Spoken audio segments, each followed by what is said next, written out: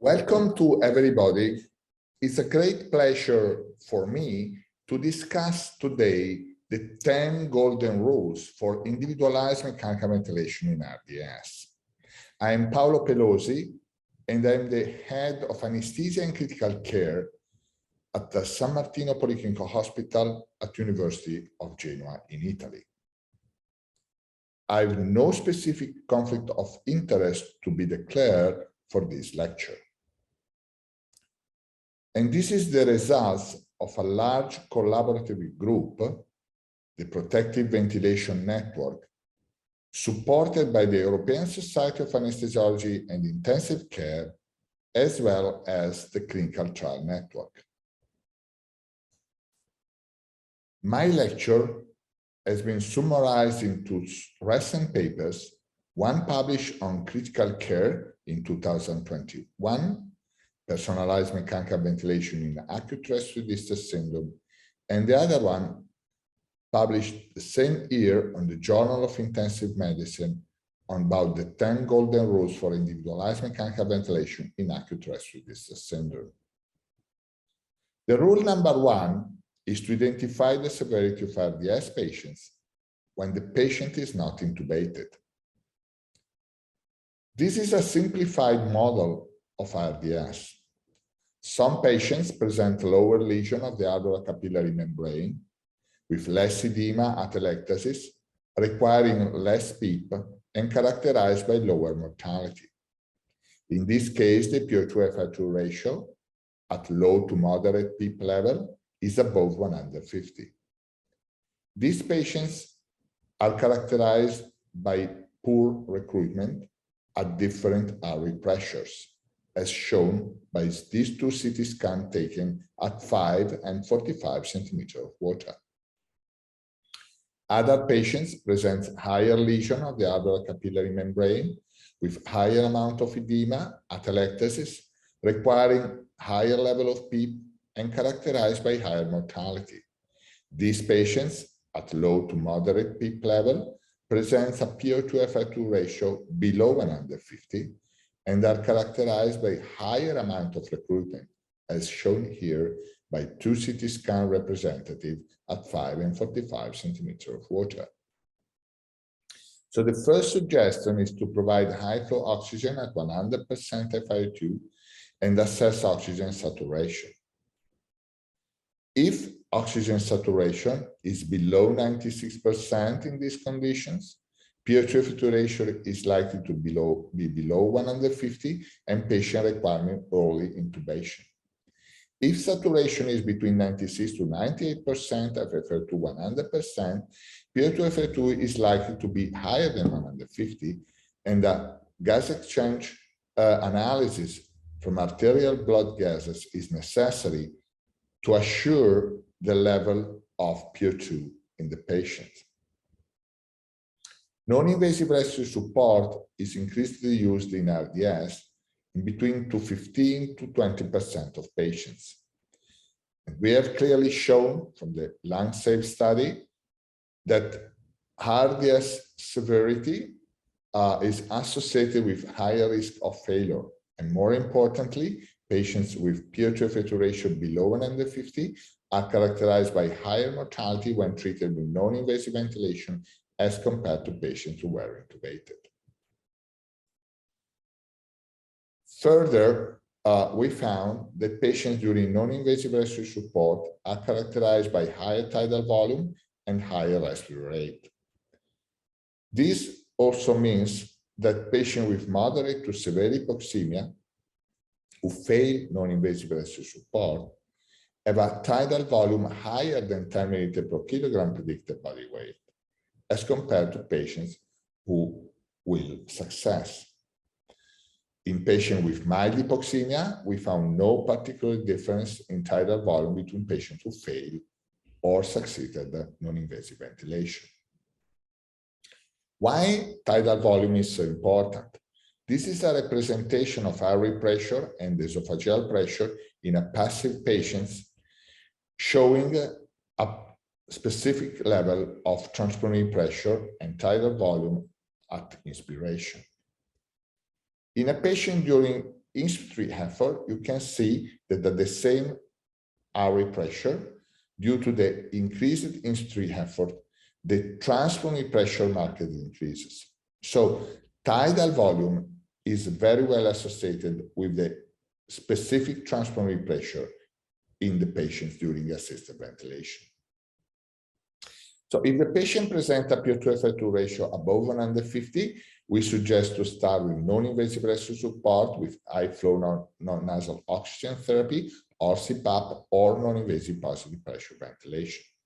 If patients present a PO2-FO2 ratio below 150, we suggest to start with invasive mechanical ventilation with intubation, sedation, and initial muscle relaxation.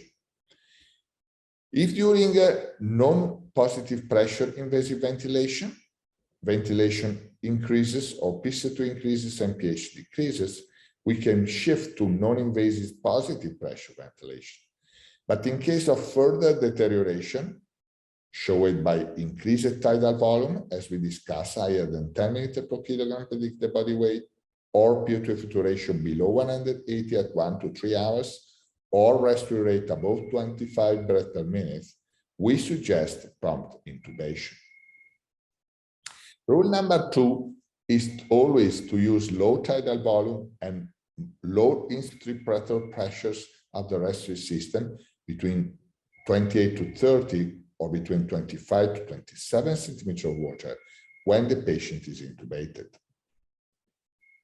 So low tidal volume at 4 to 6 milliliters per kilogram predicted body weight is a standard of care. And this is very well represented in this graph, in which you see a patient with higher amount of aeration and ventilated with 500 milliliters with a driving pressure within the safe limit.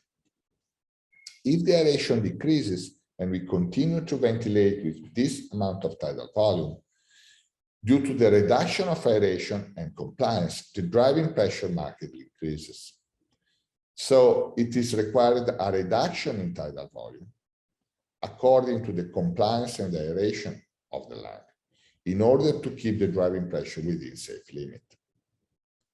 We know that when we compare in a large meta-analysis some years ago, high versus low tidal volume as compared to high tidal volume presented lower oxygenation, higher PCO2, lower compliance, but mortality was significantly and markedly lower in the patient ventilated with low tidal volume as compared to high tidal volume. Discussion is ongoing if we should personalize even tidal volume according to the end expiratory lung volume or inspiratory capacity. We believe that inspiratory capacity is much better, and this is shown in this graph and study, in which we look at two different tidal volume according to 20 to 40% of inspiratory capacity at different initial lung volume, from 2,400 milliliters to 1,200 to 600 in red.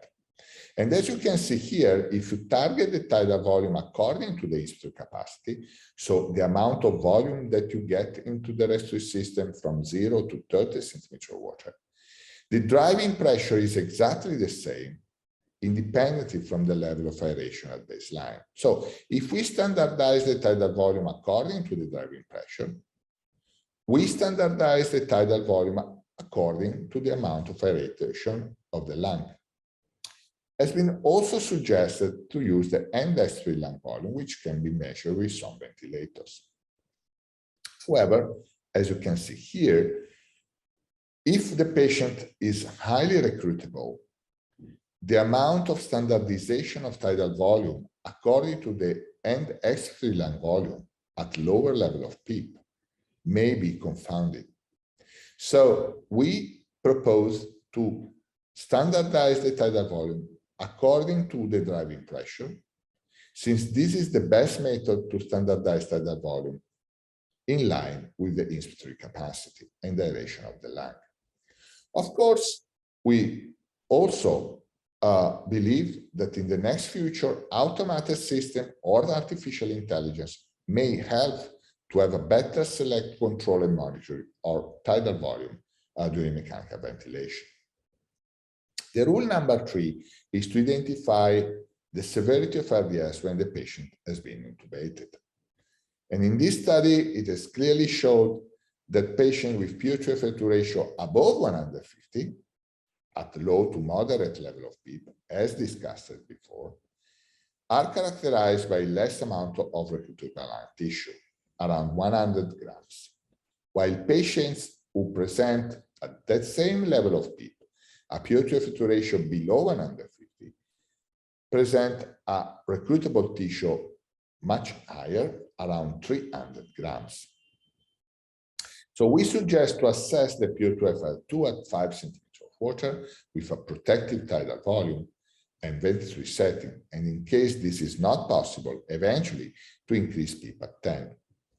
Another parameter which should be considered at the bedside is the so-called ventilation ratio, which is the ratio between minute ventilation and PCO2 divided the theoretical minute ventilation, 100 milliliters per kilogram predicted body weight per minute, times the expected PCO2. This ratio is very well associated with the amount of dead space and usually has to be below 2. If it is above 2, the condition of the patients are worse. This parameter may be followed with time and monitoring the situation of the patient. And these patients with higher ventilation ratio are characterized by higher risk of mortality. Rule number 4 is to limit tidal stress, so the driving pressure. As mentioned before, driving pressure is given by the difference between plateau pressure and PEEP, so tidal volume divided the compliance. Since the compliance is associated, as discussed, with the end-stage lung volume, the driving pressure represents the tidal volume standardized for the end-stage lung volume, which in other words is the strain. Again, here is shown the fact that if we standardize the tidal volume according to the driving pressure, this is the best method to personalize tidal volume according to the aeration in the lung. And several studies now showed that driving pressure is very well associated with increased risk of mortality in ARDS.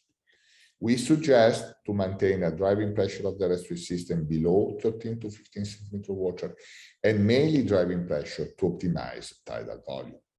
Lower tidal volume and lower driving pressure are even more effective at higher elastance of the respiratory system, in other terms, in the lower compliance of the respiratory system and lower aeration.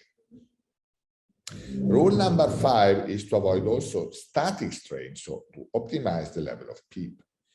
We have 3 ventilatory approaches that has been proposed. The first one is to use high tidal volume and high driving pressure with low PEEP and high plateau pressure. This ventilatory mode should be abandoned, since we know that high tidal volume and high pressure, especially a low PEEP, are characterized by atelic trauma and induced of ventilator lung injury. Another ventilatory strategy has been proposed to keep the lung open by using quite high level of PEEP and gently ventilate the lung. This ventilatory approach might be associated with an increased static strain, as represented here by increased amount of blue. This is the so-called open lung approach, open up the lung and keep it open. We proposed 3 years ago another approach, innovative approach. By keeping the atelectasis at rest, you see no changes during ventilation in the red areas, and minimizing the amount of hyperinflation, no blue areas, just gently ventilated the aerated lung. This is what's called the permissive atelectasis strategy. Close the lungs and keep them rested. How much pressure should be applied at end expiration in order to keep open the lung? In this study, you see in red the amount of recruited tissue at end expiration, while in yellow, the change in opening and closing at different level of inspiratory and expiratory pressures. And you see here clearly that we found that a PEEP above 15 centimeters of water is mandatory to keep the lung open at end expiration. We also analyzed different strategies in order to get the best compromise between PEEP and recruitable tissue. This is one of the study and clearly showing that if you use the PO2 table, low PEEP, you see a very good correlation between the amount of recruitability and need of higher PEEP, below 5 centimeters of water anyway, and low recruitability with the need of lower level of PEEP. While if you use the best driving pressure or the stress index, you see that patients with higher amount of recruitability may be associated with less level of PEEP, and conversely, patients with less recruitability may be set with higher level of PEEP. No particular effect has been found when esophageal pressure and transpulmonary pressure was used at expiration. So we suggest to use, in most of cases, the lower PEEP FR2 table, and to have a target of saturation of oxygen between 88 and 95, and a PO2 between 55 to 80. So higher or lower PEEP concept do not really exist, in our opinion, and the minimal PEEP may be high or low according to reach the minimal oxygenation targets. And so we suggest to individualize PEEP on the minimal oxygenation. This is a picture that I took some years ago in China and is very well representative. To attach the PO2 table just below the ventilator in order to make easier this procedure at the bedside for every clinician. Why I don't like driving pressure to titrate PEEP? Because compliance decreases with lung volume and is influenced by tidal volume. Because higher compliance gets higher PEEP, exactly what happens in mild ARDS or during surgery. Intratracheal recruiter may improve compliance, but it is not desirable since it might increase the ventilator-induced lung injury. Compliance and driving pressure needs airway patency, wrong in case of airway closure. And changes also in chest wall compliance may also explain changes in the respiratory system compliance independently from changes in transpulmonary pressure. Another method has been recently suggested to optimize PEEP according to the amount of alveolar recruitment. This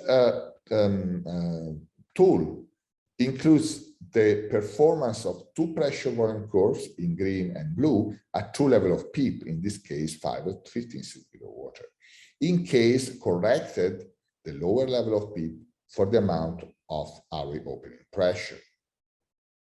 It has been proposed the recruitment-injury ratio as the ratio between the compliance of the recruitable tissue, which is given by the variation in recruitment, which is the difference in volume between the same pressure between the two curves as represented on the left, divided the two different pressures. The compliance of the recruitable tissue divided by the compliance at the low PEEP or above the airway opening pressure. This is the correction in presence of airway closure. And there is a good correlation between the recruitment measurement by mechanics or recruitment measured by reference method. But most importantly, high recruiters are characterized by RI ratio above or equal to 0.5, while low recruiters are characterized by RI ratio below 0.5. So RI ratio may be a very useful and appealing method to estimate recruiters and non-recruiters at the bedside. Of course, CT scan is the gold standard among the lung imaging techniques, as well as the lung ultrasound and the IAT are more frequently used at the bedside. The CT scan should be, however, always performed at least 2 levels of PEEP in order to identify and characterize the pathophysiology of the lung density. Echography might be very helpful to identify focal or non-focal lung injury, but studies showed recently that is less specific and accurate to identify the amount of recruitment. On the other side, the AT might be more helpful to identify the amount of recruitable in these patients. We performed a very large individual data meta-analysis in more than 1,700 patients per group in the intervention with higher PEEP or control group with lower level of PEEP. In those studies in which a strict protective tidal volume was used. Patients treated with high level of PEEP were characterized by lower driving pressure, a slightly increase in plateau pressure, and higher P2F2 ratio. And this was at least only partially maintained only in terms of oxygenation at day 7. We found no difference in mortality in those studies in which only PEEP was set from high to low. There were no effect on the additional recruitment maneuver in the setting of PEEP, and no particular effect of recruitment maneuver alone. This was also found in more severe patients with P2F2 ratio below 200.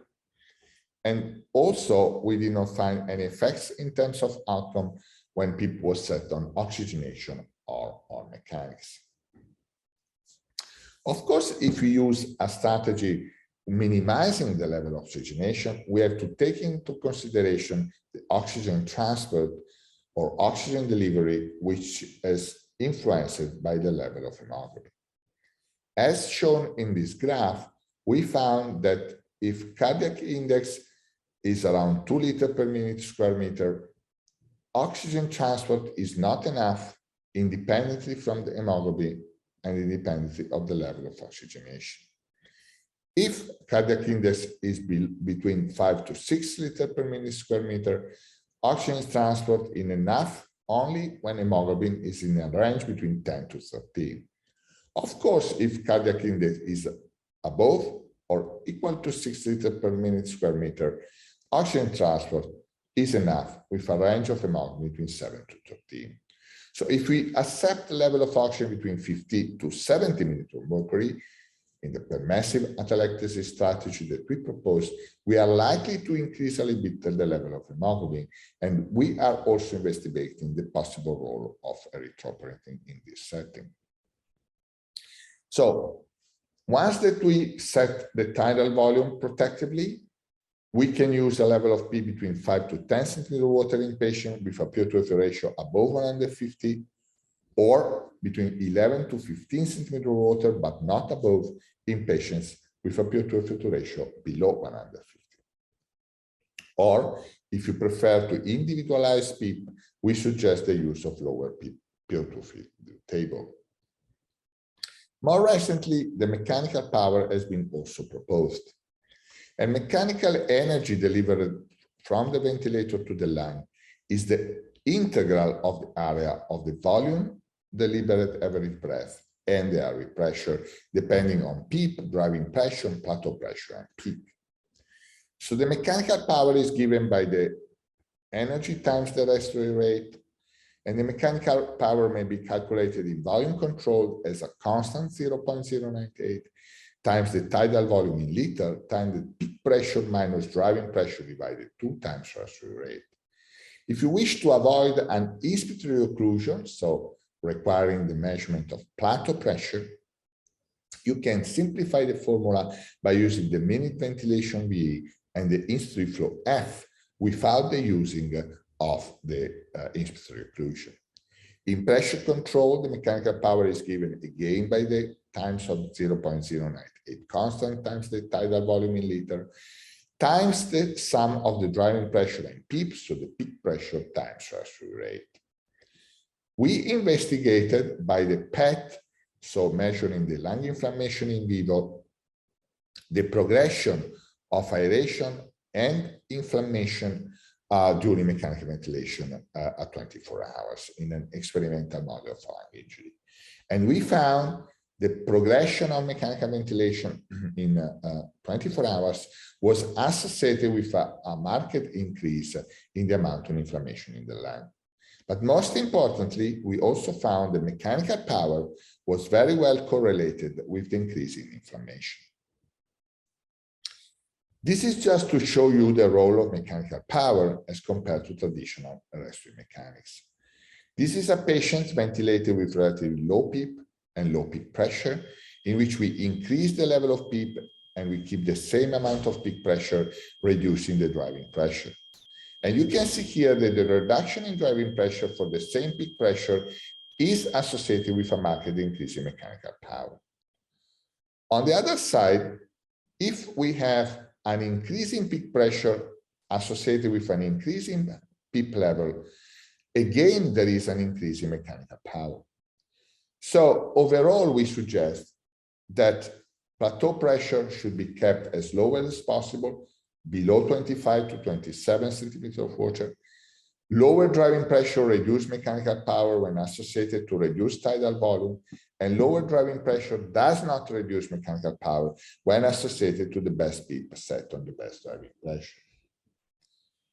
Several studies showed that mechanical power, especially in severe or moderate patients with ARDS, is associated with an increased risk of mortality.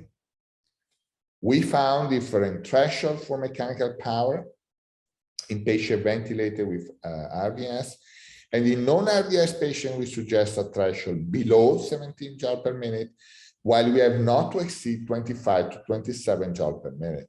When this threshold is overcome, we have to think about severe ARDS or ECMO.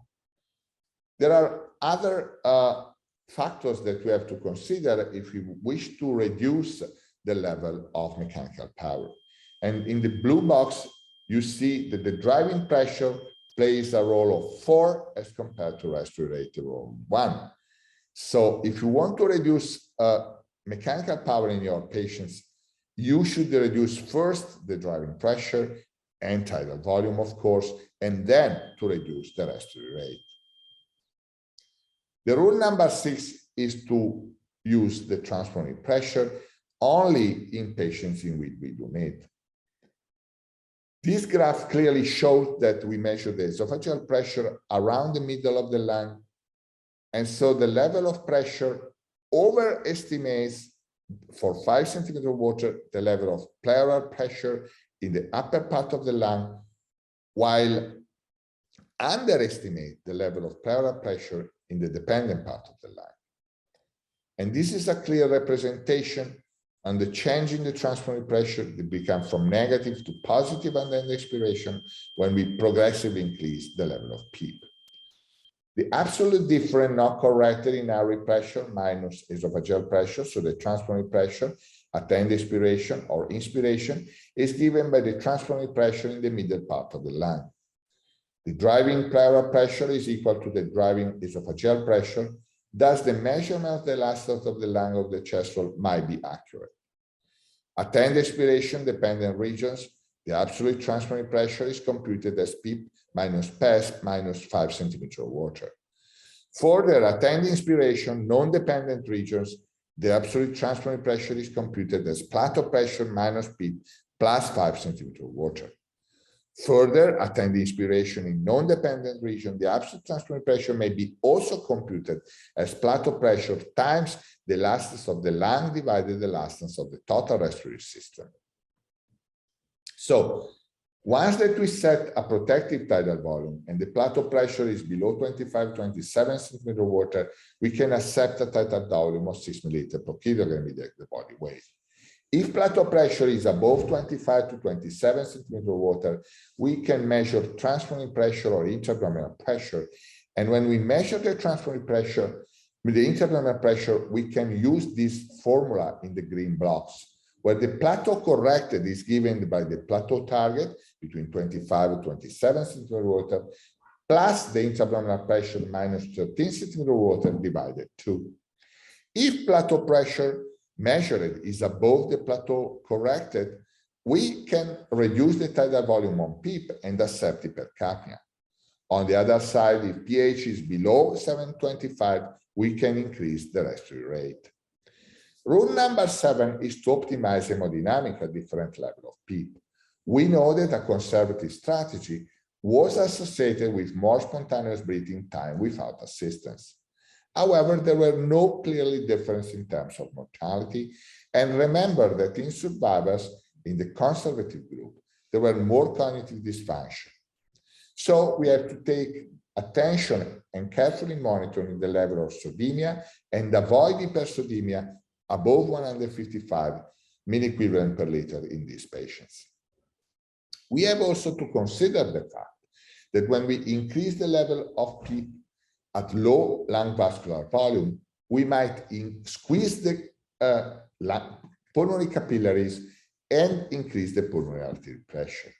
So we have to take attention when we increase the level of PEEP, and in that case, in order to reduce the pulmonary artery pressure, we have to recruit the capillaries, giving additional amount of vascular volume. So take care of the right ventricle. If you recruit the lungs, you recruit the capillaries, and at high PEEP level, you need fluids to aid capillary recruitment and improve the right ventricle.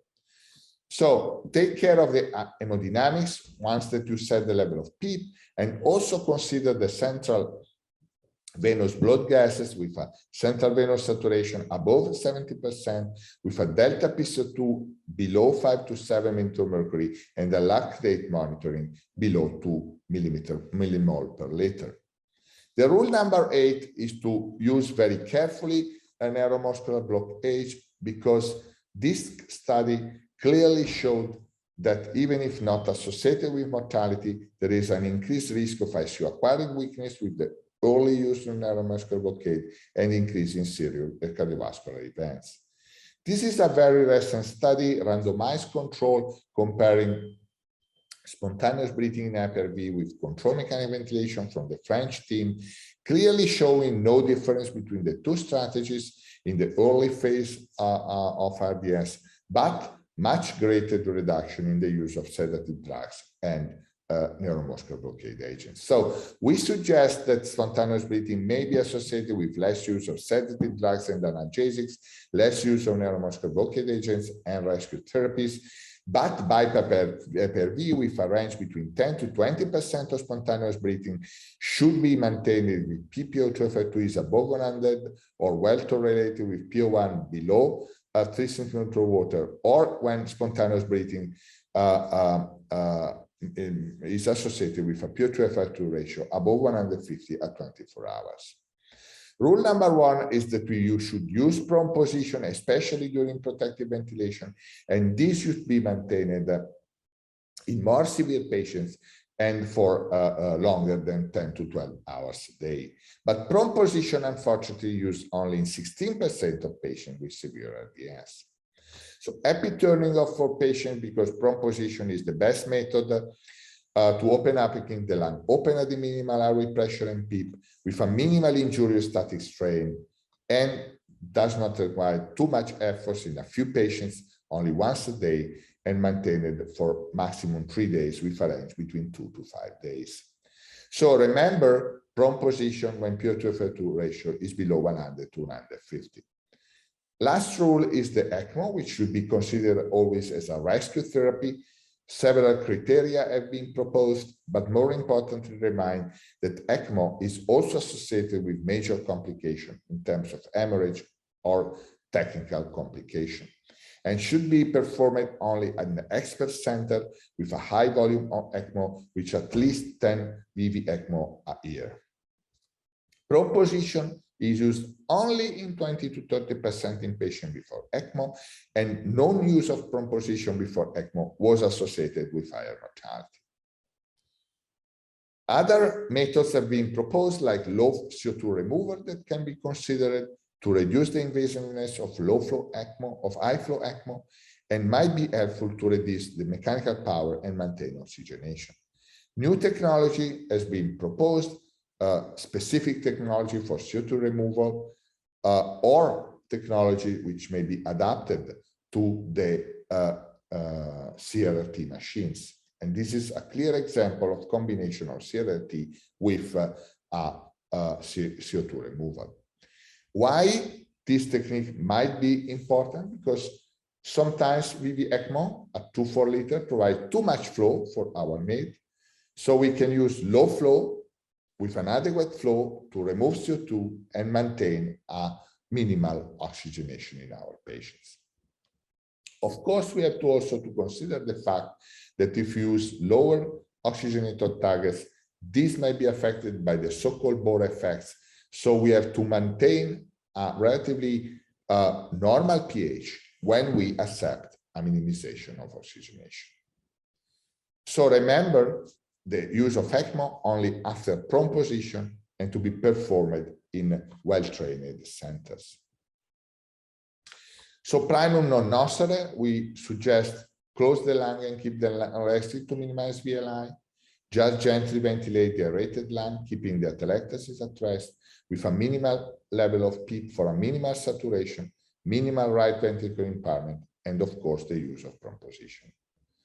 Very simple rules to minimize VILI in ARDS: low tidal volume associated with low driving pressure and plateau pressure, minimize PEEP and oxygenation and saturation, increase the level of hemoglobin, avoid routine recruitment maneuver and the high level of PEEP above 15 cm of water in these patients, and always use prone position. This is my last slide, summarizing protective mechanical ventilation concept in ARDS. In our patients that you can see here, connected with ventilator, connected with pumps and monitoring, but more importantly, in prone position. If a patient presents a PO2 ratio above 200, we should start with non-invasive respiratory support, but take care of tidal volume and PO2. If PO2 is between 100 and 200, we should start with the concept of protective ventilation that we discussed before. If non-invasive respiratory support fails, we can start with BiPAP at 10 to 20% spontaneous breathing with a minimal PEEP between 5 to 10 cm of water and mechanical power below 17 joules per minute. If the patient, of course, is more severe, we should use a higher level of PEEP between 10 to 15 and maintain mechanical power below 27 joules per minute, prone position for at least 12 hours a day. If the patient is between 10 to 200, we can start with assisted ventilation with higher level of PEEP between 10 to 15 and maintain a mechanical power below 22 joules per minute. But if the PO2 ratio is below 150 at 24 hours or PO1 above 3 cm of water, we should move immediately to more controlled mechanical ventilation and prone position.